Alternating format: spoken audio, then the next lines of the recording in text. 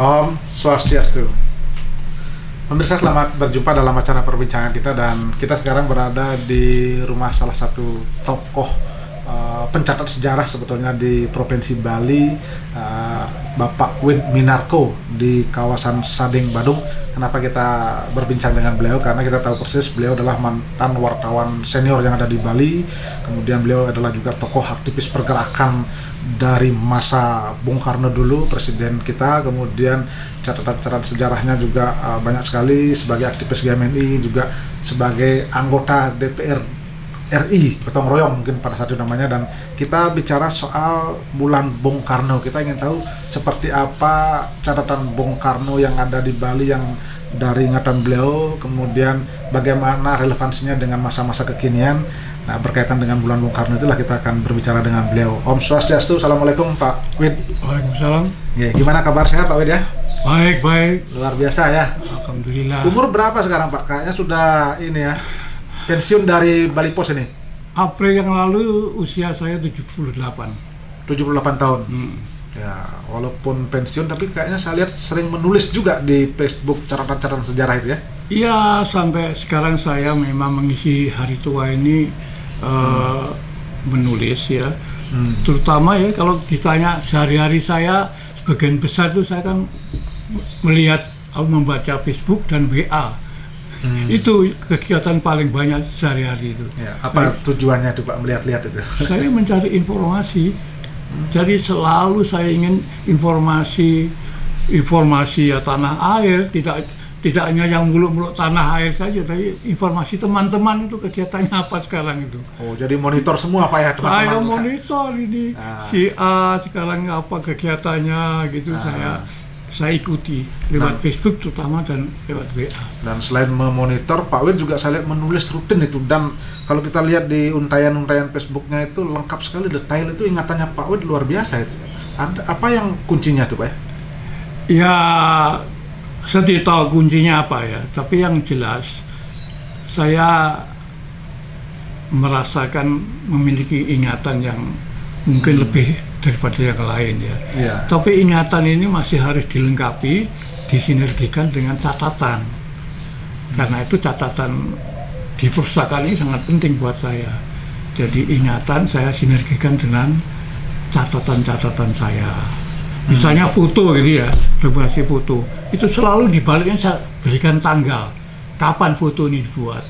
Jadi sampai sekarang saya ingat, contohnya saya jadi wartawan di waktu meliput di Pulau Bangka itu tanggal 9 September 1966 ya. Jadi masa Orde Lama boleh dikatakan begitu. Masa transisi ya. Masa transisi itu dari Orde Lama ke Orde Baru. Pak Wid tahun berapa mulai jadi wartawan? Kalau nggak salah dulu Pak Wid pegawai Departemen Penerangan ya, sebelum jadi wartawan senior seperti sekarang itu. Enggak, saya justru lebih dulu jadi wartawan daripada pegawai penerangan. Jadi dalam keadaan kepepet, tidak punya sumber pendapatan gitu ya. Karena kuliah saya kan, saya betul-betul mandiri, tidak ada biaya orang tua, orang bapak sudah meninggal. Nah, saya pertama-tama melamar di Suara Indonesia. Itu tahun kira-kira bulan Maret lah ya, tahun 65 ya. Saya pertama-tama diterima sebagai korektor ya, istilahnya belakangan disebut redaktur bahasa ya. Nah, 3 bulan di situ saya sudah belajar menulis, karena sebelumnya juga saya sudah sering mengirim berita ke Suara Indonesia. Kegiatan saya, terutama kegiatan mahasiswa di Fakultas Sastra, sering saya muat. Nah, kemudian tertarik kerja di Suara Indonesia. Nah, kemudian tahun 65 itu saya melamar juga sebagai pegawai negeri Jabatan Penerangan Provinsi Bali. Itu. Nah, di samping itu juga kegiatan saya sebagai politisi, terutama sejak mahasiswa itu saya teruskan, sehingga saat itu saya mempunyai 3 kegiatan, 3 profesi. Ya, wartawan, pegawai negeri, dan politisi. Politisi itu maksudnya aktif di partai politik saat itu ya? Iya, saya sempat duduk di pengurus DPD PNI Bali tahun 67. Itu zamannya ketuanya Pak Item, Ketut Wijana dari Buleleng, Pak Joko Debagus Sayoga, Kembar Kerpun gitu ya. Saya sekretaris 2, itu 67, 69, kemudian terpilih kembali sebagai sekretaris 2 juga, 69 sampai 71, mengantarkan PNI pemilu pertama tahun 71. Jadi saat itu Pak Wid apa terlibat dalam politik praktis menjadi calon DPR? Dulu nggak ada calon, jadi pembentukan DPRD GL Provinsi Bali tahun 1967 itu atas dasar konsensus nasional. Jadi ya ditentukan partai ini sekian, Golkar sekian, itu ditentukan. Nah kemudian PNI waktu itu partai saya dapat kursi 11. Nah, maka DPD PNI lah menentukan siapa 11 orang ini. Kebetulan termasuk saya yang dipilih. Jadi bukan bukan pencalonan enggak. Jadi ingat Pak Wid waktu itu siapa-siapa saja 11 orang itu? Oh, saya 11 orang karena kebetulan saya ketua fraksinya ya. Oh iya. Jadi usia saya masih 25 tahun waktu itu. Saya ketua fraksi, wakil ketuanya Wijanegara dari Buleleng, kemudian sekretaris merangkap bendara Ibu Wirati Pedastre, istrinya Pak Pedastre, Ida Ayu Wirati ya.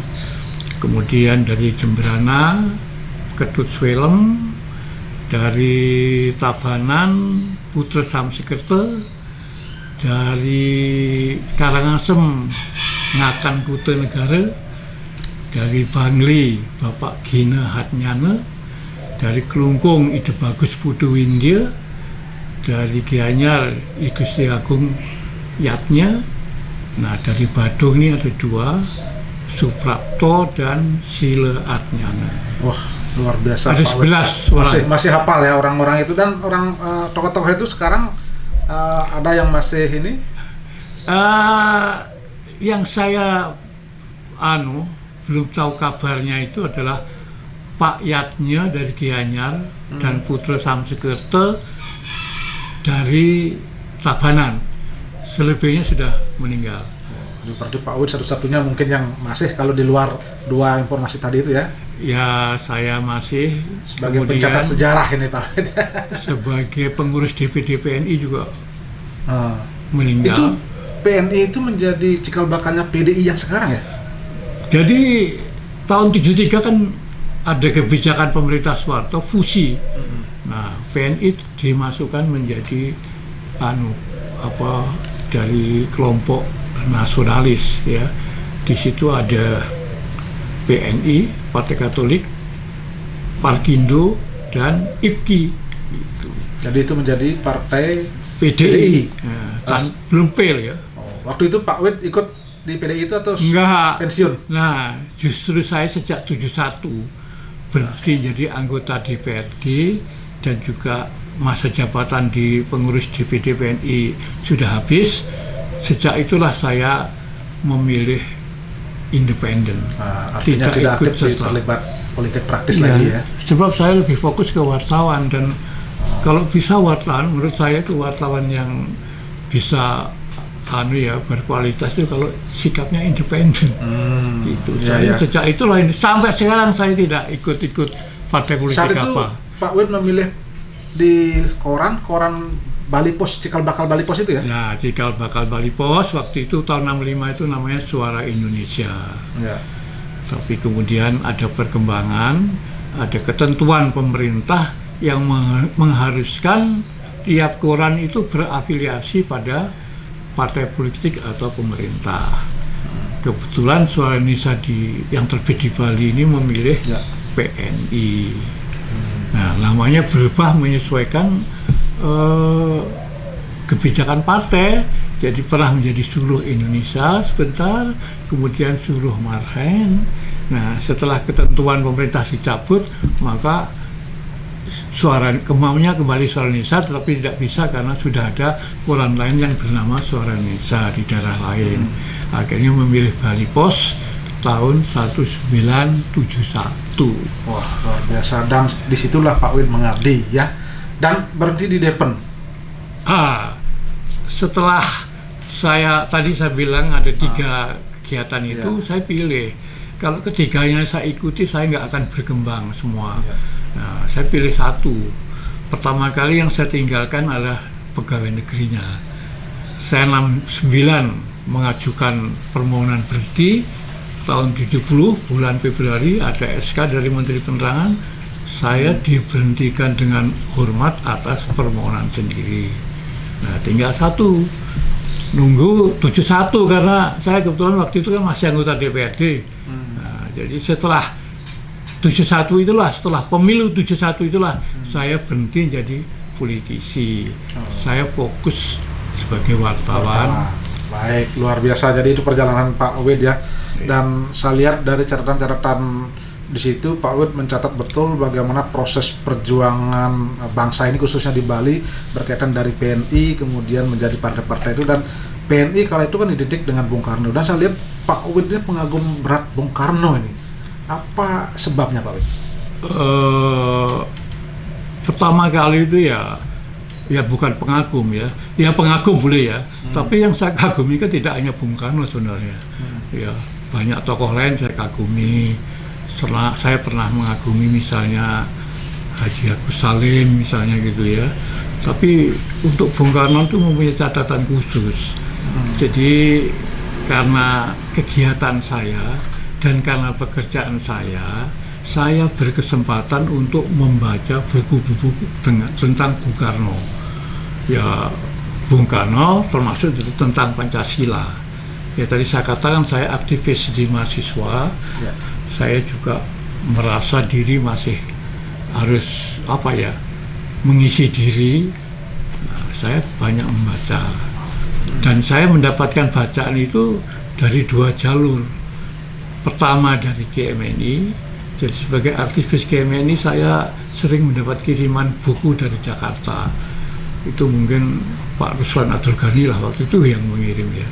Kemudian sebagai karyawan Depen, saya juga banyak membaca buku, melihat buku di Depen, kiriman dari Depen Pusat tentunya. Nah, disitulah kesempatan saya menjadi, katakanlah saya kutu buku gitu ya. Tapi di dalam membaca buku itu, diantaranya yang saya senangi adalah ideologi Pancasila dan tentunya dengan Bung Karno sebagai presiden pertama. Jadi kalau saya ngagumi Bung Karno itu pertama-tama karena beliau itu presiden. Ya.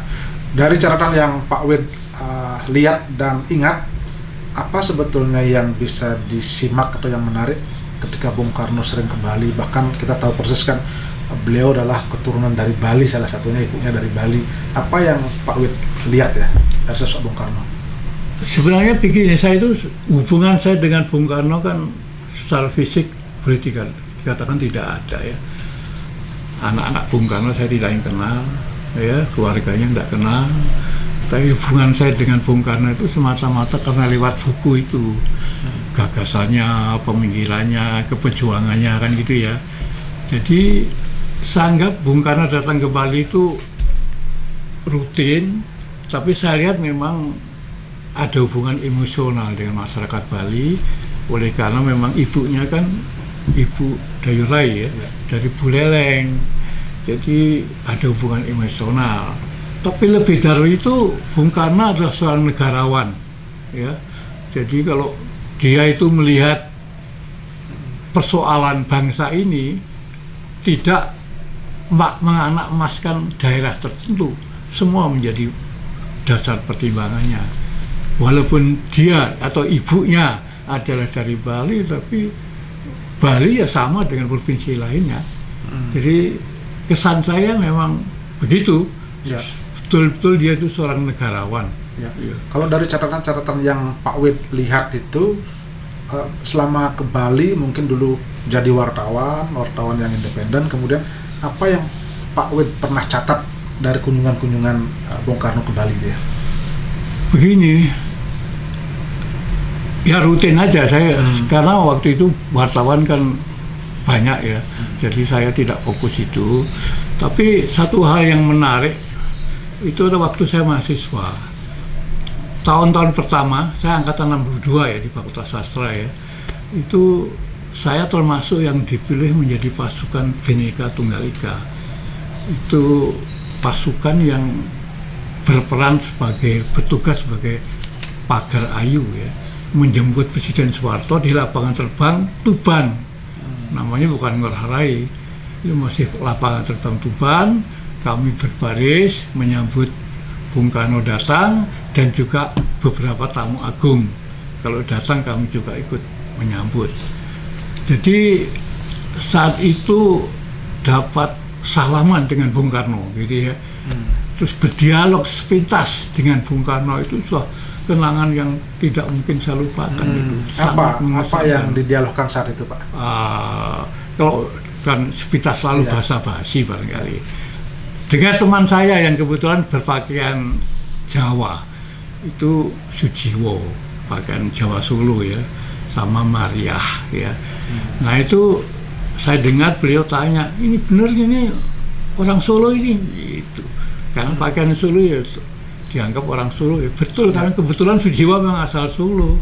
Untung tidak tanya pada saya, kalau saya kan pakaian Minangkabau. Kalau ditanya orang Minangkabau, Pak. Saya orang Banyuwangi gitu ya. Iya. Tapi pasangan saya, si mahasiswi ini memang betul-betul asal Sumatera Barat, namanya Ardas Mardanus ya. Itu memang mahasiswi Minangkabau, asal Minangkabau. Nah, jadi ya, itu yang paling berkesan ketika bertatap muka langsung ya? Ya, artinya itu salah satu kesan yang karena kebetulan setelah itu sebagian kami dipilih mengikuti Bung Karno atau mengikuti tamu agung ke tempat penginapannya, misalnya ke Tambak Siring ya, untuk ikut makan malam misalnya, atau di hotel-hotel lain. Waktu itu Hotel Bali Beach kan belum ada ya, saya nginep di hotel di Pantai Sanur itu ya, kebetulan ada tamu agung dari Uni Soviet ya. Itu juga mengesankan buat saya. Karena apa? Karena saat makan malam teman-teman itu menuding saya. Nah, akhirnya apa? Penari joget bumbung yang saat itu memeriahkan satap malam itu mendatangi saya, mengalungkan galung ke pundak saya. Akhirnya saya harus menari ya. Jadi itulah malam pertama kali saya ngibik joget bumbung. Di depan ya, di depan tamu waktu Bung Karno tidak ada, hanya tamu agung dari Uni Soviet. Ya. Itu juga karena memang adanya Presiden Bung Karno ya. Ya itu. Jadi kami menjemput Bung Karno, tapi kadang-kadang juga hanya tamu agungnya saja, itu dijemput dengan pagar ayu juga itu. Ya. Ketika kita bicara soal bulan Bung Karno, mungkin Pak Wid punya pemikiran kenapa kita harus memperingati atau mungkin mencermati bulan Bung Karno? Apa yang bisa dipetik dari Bung Karno dikaitkan dengan masa-masa kekinian sekarang di Indonesia ini? Karena begini, proses keperjuangan Bung Karno itu kan mengalami pasang surut ya. Jadi pada saat menjelang merdeka, setelah merdeka ya, kemudian tahun 60-an menjelang 65, kemudian era setelah G13 PKI ya. Nah, saat itu yang tadinya disanjung-sanjung sebagai pejuang, tahun 60-an udah mulai dipleset-plesetkan itu oleh artinya mulai dipreteling mungkin ya kekuasaannya. Pertama kali dipleset, dipelintir. Katakanlah misalnya begini ya, pidato Bung Karno 17 Agustus 66, jangan sekali-kali meninggalkan sejarah ya. Ada yang menyingkat menjadi jas merah kan. Nah, singkatan itu dimanfaatkan oleh para demonstran yang ingin mendongkel Bung Karno waktu itu untuk menunjukkan bahwa Bung Karno itu orang merah gitu. Karena orang merah maka dia terlibat PKI. Oh, merah itu artinya identik dengan PKI waktu itu? Iya, waktu itu merah kiri itu diidentik dengan PKI ini adalah dalam kegiatan demonstran oleh Sementara Kesatuan Aksi, ya. Jadi itu memang sengaja membesar-besarkan jas merah untuk menyudutkan Bung Karno, seolah-olah mengesankan Bung Karno itu orang merah. Itu berarti terlibat G13 PKI, begitu. Nah, itu padahal kan pandangan menurut Pak Wed itu berbeda jauh ya maknanya. Ya, jangan sekali-kali meninggalkan sejarah, memang satu hal yang. Tapi sekarang kan banyak juga yang jargon-jargon jas merah itu berarti tidak bisa. Tidak apa, menurut saya memang itu singkatan yang bagus ya. Itu kan sejarahnya begitulah ya. Pernah disalahgunakan oleh sekelompok orang ya. Tidak apa itu. Jadi jangan sekali-kali meninggalkan sejarah, itu pakai saja. Cuma kan tidak semua orang yang menggunakan jargon itu tahu sejarahnya itu ya. Itu. Ya. Seperti Nasakom juga gitu. Nasakom kan nasionalisme, agama, komunisme. Tapi dipelintir menjadi nasionalis, agama, komunis. Apa bedanya, Pak? Ya lain. Kalau nasionalisme, komunisme kan isme. Isme itu ajaran, doktrin. Seperti halnya agama itu kan ajaran. Jadi ajarannya itu memang ada yang bisa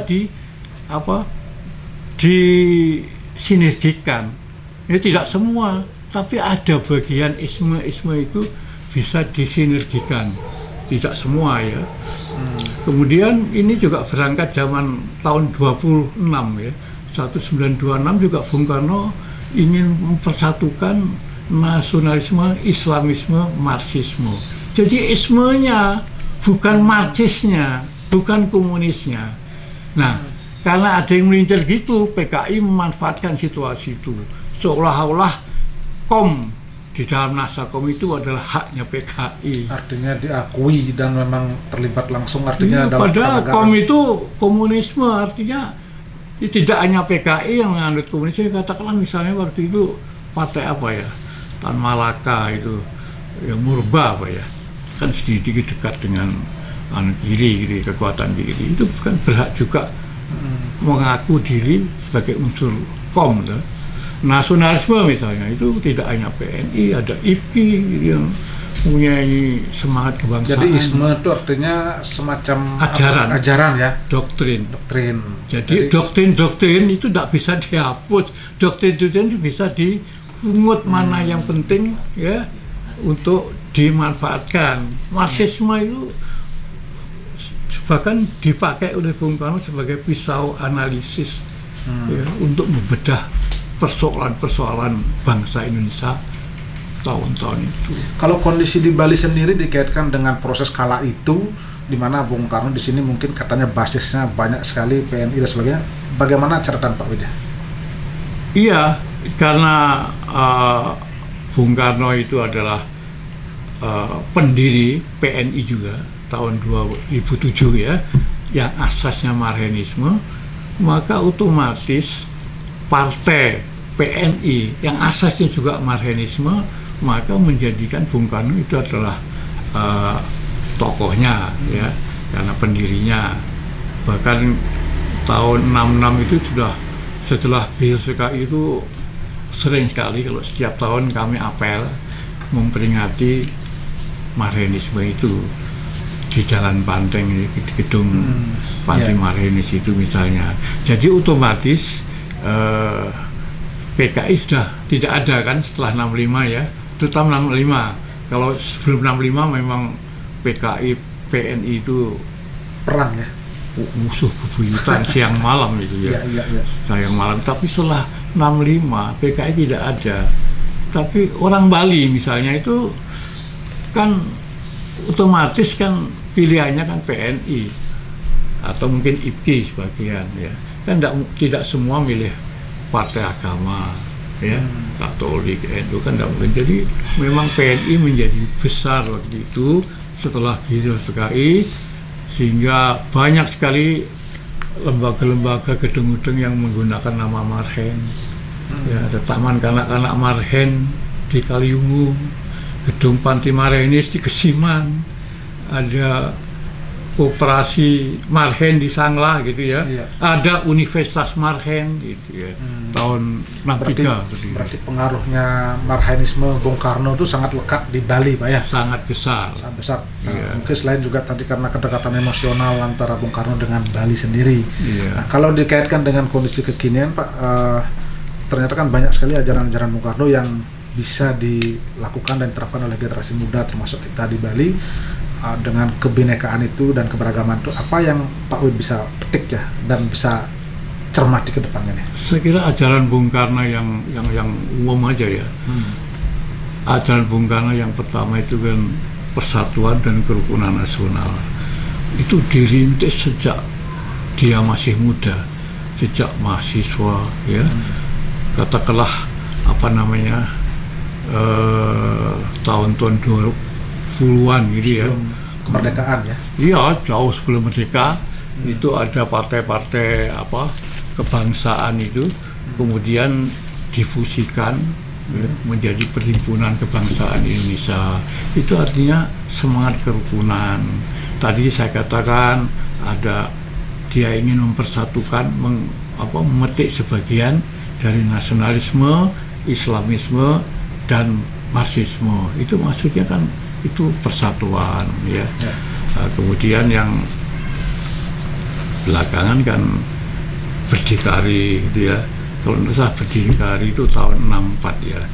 Berdiri apa namanya Dikari berdiri di atas kaki sendiri ya. tidak hanya itu apa namanya itu trilogi Trisakti itu ya. Trisakti Bung Karno itu ya. Iya. Jadi pertama adalah Berdaulat dalam bidang politik, ya. Berdiri di atas kaki sendiri, kemudian berkepribadian dalam budayaan. Itu kan juga itu sangat relevan sampai sekarang, Pak ya. Ya kelihatannya sangat relevan. Dan juga tidak hanya ajaran tapi kebiasaan-kebiasaan Bung Karno. Kalau dulu istilahnya turun ke bawah, sekarang belusuan itu. Jadi ingin dekat dengan wong cilik ya. Itu kan sesuatu yang kebiasaan yang masih bisa yang relevan gitu, dengan kondisi sekarang gitu. Ya. Dan yang mungkin bisa dicatat dalam generasi muda, catatan sejarah kita kan pada saat itu Bung Karno mampu mengangkat bangsa, harkat dan martabat kita di luar negeri ya. Nah, luar itu biasa itu ya. Di luar negeri itu. Jadi tadi saya katakan yang perlu direlevankan ya jelas Pancasila itu relevan sepanjang masa itu hari kelahiran Pancasila 1 Juni ya. Itulah pidato Bung Karno. Jadi Bung Karno menggali dari bumi Indonesia itu juga masih relevan sekali. Nah kemudian di luar negeri memang luar biasa. Nah disitulah kadang-kadang kontroversial juga kadang-kadang perlu dievaluasi ulang. Katakanlah kalau itu menyangkut konferensi Asia Afrika luar biasa, karena Bung Karno dengan semangat persatuan tadi tidak hanya persatuan bangsa Indonesia, tapi persatuan juga di negara-negara Asia dan Afrika. Maka idenya itu direalisasi tahun 55 ya dengan adanya konferensi Asia Afrika ya. Setelah konferensi Asia Afrika menelurkan Dasar-Sila Bandung, banyak negara-negara di Asia dan Afrika yang merdeka ya. Itu juga pengaruhnya luar biasa. Dan juga lewat PBB Bung Karno pidato membangun dunia kembali tahun 60-an gitu ya. Itu luar biasa pengaruhnya di tingkat internasional. Kemudian tahun 63 menyelenggarakan Ganevo ya. Itu pesta olahraga antar negara-negara dunia ketiga. Itu luar biasa. Yang kontroversial adalah saya katakan tadi itu ya, Januari 65 Bung Karno menyatakan keluar dari PBB ya. Nah itu karena memang Bung Karno konsisten pada anti imperialisme gitu ya, tapi saat itu dia menempatkan pembentukan Malaysia itu adalah sebagai rekayasa imperialisme ya. Nah itu dia berhenti, tapi kemudian segera ditinjau kembali oleh pemerintah Soeharto ya masuk lagi ke PBB. Tidak begitu lama, bahkan Adam Malik Menteri Luar Negeri menjadi ketua ASEAN ya, Dewan ya, ketua Dewan PBB, keamanan PBB ya. bukan ketua Dewan PBB, ketua Dewan PBB itu Adam Malik selaku Menteri Luar Negeri terpilih di sana. Ya. Nah di situ Indonesia bisa kelihatan harkat dan perannya. martabatnya di luar negeri ya. Oke, Pak Win, ketika kita bicara kaitkan ke Bali di kondisi sekarang kan kita memperingati bulan Bung Karno khususnya di Bali. Apa yang bisa dilakukan masyarakat khususnya di Bali ya dengan melihat poin-poin dari prinsip-prinsip dan ajaran-ajaran Bung Karno itu? Iya, saya berkali-kali nulis di lewat Facebook ya, bahkan juga di koran Bali Post dulu ya. Jadi saya katakan di situ sekarang ini perlu pemasyarakatan ideologi Pancasila. Ya, dulu era Orde Baru menurut saya cukup efektif itu dengan BP7, P4 gitu ya, itu cukup efektif. Nah, kita sampai sekarang belum ada, konsepnya belum kelihatan.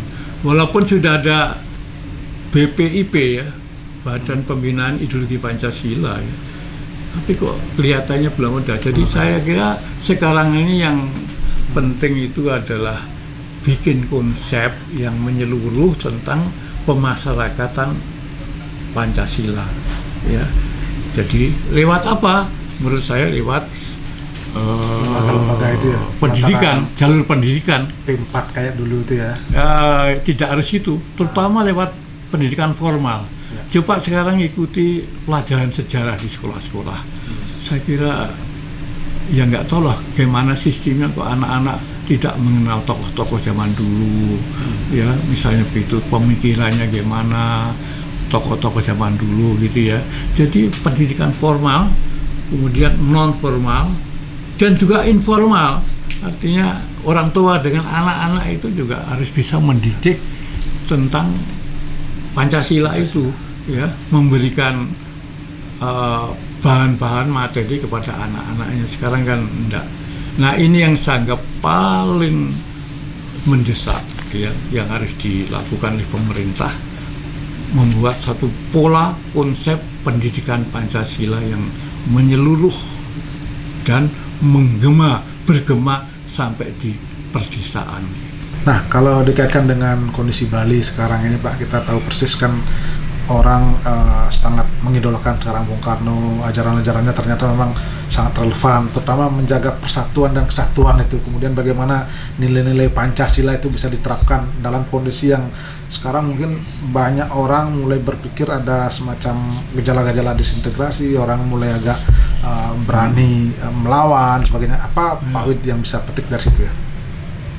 Ya tadi kembali pada pendidikan Pancasila itu harus disosialisasikan, dimasyarakatkan ya. Sekarang ini kan anak-anak muda sebagian itu kan melihat Bung Karno ajaran kan hanya kulit luarnya ya.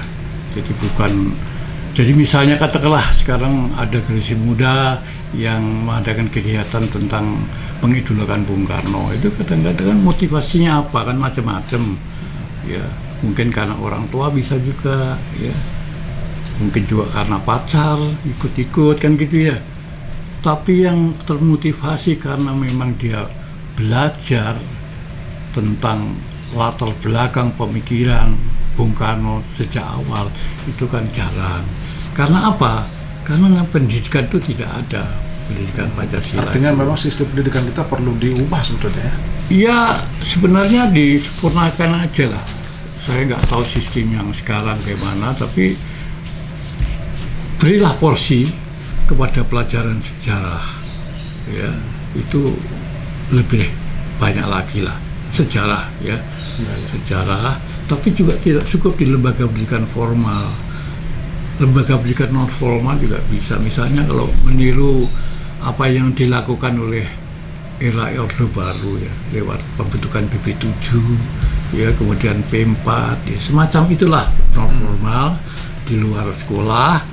Nah sekarang kan sudah ada BPIP ya. Badan BP, Badan Pembina Ideologi Pancasila. Pembina Ideologi Pancasila kan udah ya, itulah gerakan. Tapi kan kok saya belum melihat tindak lanjutnya itu kok cuma nama saja gitu, padahal yang duduk di sana tokoh-tokoh nasionalis, tokoh nasionalis ya. Ketua Dewan Kehormatannya Ibu Mega itu ya, anaknya Bung Karno. Jadi saya harapkan ini diaktifkan ya. Dan kemudian ada juga kecenderungan kita itu mengidolakan Bung Karno itu secara emosional ya. Jadi ya karena Bung Karno misalnya ibu dari Bali ya dan sebagainya ya. Jadi ikut-ikutan orang tua gitu ya si anak muda ini. Tapi sebaiknya juga secara rasional ya. Jadi betul-betul belajar secara rasional. Artinya melajari pendalaman falsafah hidupnya, ajaran-ajarannya itu Pak ya? Iya, itu. Ya itu Pak, akhirnya kembali ke pendidikan. Sebab dalam perkembangannya pemilu tahun 2004 kan ada 5 partai politik yang menjadikan marxisme asas perjuangannya ya. Tapi ketika ditanya apa itu marxisme, saya pernah ketemu dengan mereka ya, dengan 5 partai ini. Kemudian saya tanya apa bedanya marxisme itu kan mereka tidak bisa menjelaskan secara jelas. Jadi hanya ingin menggunakan Bung Karno namanya itu ya untuk meraup suara. Akhirnya apa? Akhirnya gagal semua mereka. Jadi kalau menempatkan Bung Karno, ajaran Bung Karno tidak secara emosional begitu saja, tidak rasional, akhirnya juga kerugian buat mereka. Baik. Terakhir Pak, harapan kepada generasi muda di tengah era kemajuan teknologi ini sekarang sebetulnya kan sangat bisa untuk kita mengupdate lagi tentang falsafah dan ajaran-ajaran Bung Karno dalam masa kekinian apa dengan kemajuan teknologi sekarang ini? Ya, kalau bisa tuh intinya memanfaatkan kemajuan teknologi itu.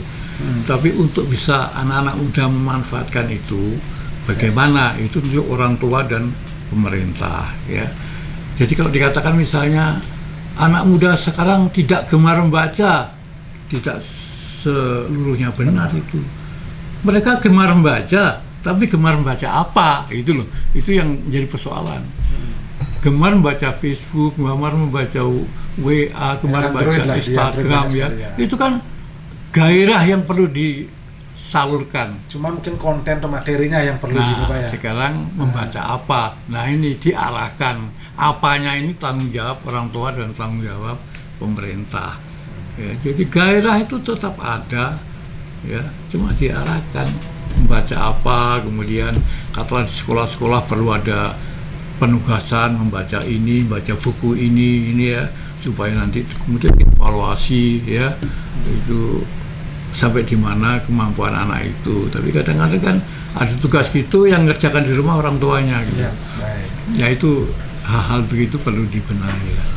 Baik, terima kasih Pak Wid Minarko, luar biasa, banyak sekali informasi sekaligus bisa memberikan inspirasi bagaimana sebetulnya sosok Bung Karno dalam catatan Pak Wid Minarko selaku wartawan senior, tokoh yang sangat lama berkecimpung dalam dunia aktivis di Bali ya. Mudah-mudahan bisa memberikan motivasi kepada kita di masa bulan Bung Karno ini bahwa sebetulnya banyak sekali ajaran yang bisa diambil dari Bung Karno itu untuk kemaslahatan bangsa dan kebaikan generasi muda ya. Terima kasih Pak ya. Merdeka! Merdeka! Luar biasa, semangat sekali dan luar biasa pemirsa. Demikian tadi perbincangan kami dan seluruh kerabat kerja yang bertugas mengucapkan terima kasih atas perhatian dan kebersamaan Anda dan kami akhiri dengan para mesanti. Om Santi Santi Santi Om.